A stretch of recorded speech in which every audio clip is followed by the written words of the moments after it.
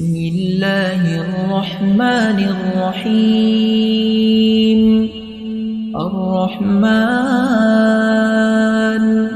علم القرآن، خلق الإنسان علمه البيان.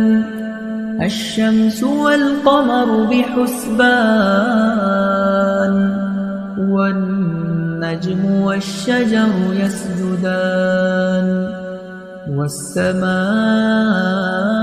رفعها ووضع الميزان، ألا تطغوا في الميزان.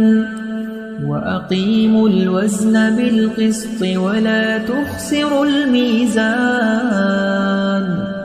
والأرض وضعها للأنام، فيها فاكهة والنخل ذات الأكمام، والحب ذو العصف والريحان.